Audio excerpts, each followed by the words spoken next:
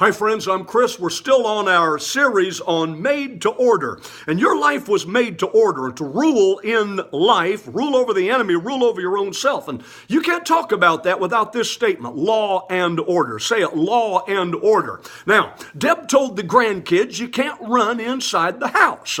Well, now that she's gone, she said, I'm more like law and you're more like grace. Well, since I've taken over and grace has taken over, the kids are back to running again. So what I have to do? I had to lay down the law. I had to reinstitute law. Now, the word yesterday was disorderly. So the word today is unruly. And I know you don't like rules. Even Jesus didn't like the Pharisees' rules.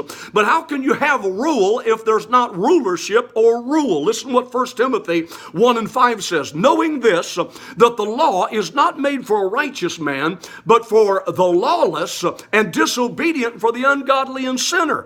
And the fact that we by nature are lawless means that we are by nature without order. So let's talk about law and order. Number one, to claim you're, quote, not under the law means you're a outlaw. Even the Apostle Paul, though he wasn't under the law of Moses and he wasn't trying to get saved by the works of the law, he was under the law of Christ. 1 Corinthians 9:21, he said, to them that were without the law, I was as without the law, but in quotations, but not being without law to God, because I was under the law of Christ.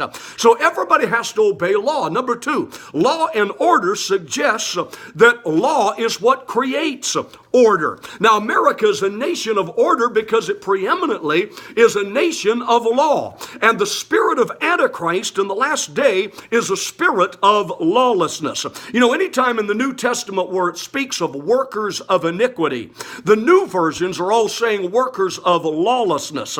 So we have to get some law and order back to the country. 2 Chronicles 13 and verse 3, it says, now for a long season Israel had been without the true God and without a teaching priest and without law. Listen. And in those times there was no peace to them that went out or to them that come in. So if you want peace in the nation, there has to be order and law and order, and that starts with the law and order in your own life.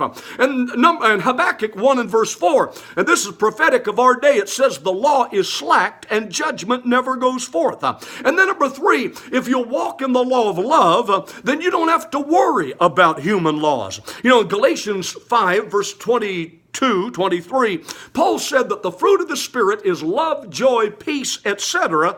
And then he said, against such there is no law. Another place in that chapter he said, if you fulfill the royal law, it's fulfilled in one word, namely this, you shall love your neighbor as yourself. So if you walk in the law of love, you're not threatened by human laws. You don't have to be afraid of them. Then number 4, no one should be above the law. Well, that stands to reason. Lady law has a blindfold. But a society disintegrates when the law is bribed and perverted and corrupted. That's like Boss Hogg corrupting Sheriff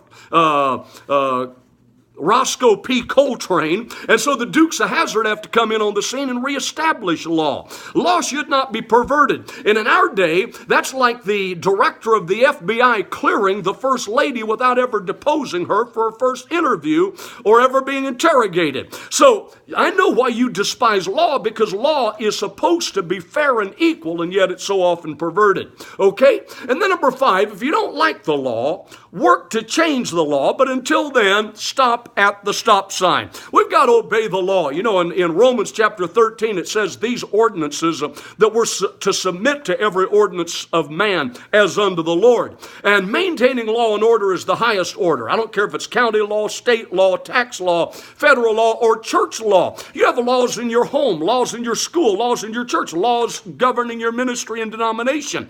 So if you don't like the law, seek to change the law, but until then, obey it. Chinese proverb says, if there's light in the soul, there will be beauty in the heart. If there's beauty in the heart, there will be harmony in the home. If there's harmony in the home, there will be order in the nation. And if there's order in the nation, there will be peace in the world. So if you want world peace, it starts with personal order. Grammy said, no running in the house. She said that for the good of the grandkids. She didn't want the knickknacks broke, and she didn't want their elbow or leg broke, okay? So there's a reason for law and order. We'll see you tomorrow. Hope you're enjoying this series. Like if you like, share it with a friend, and have a great day in the Lord is my prayer.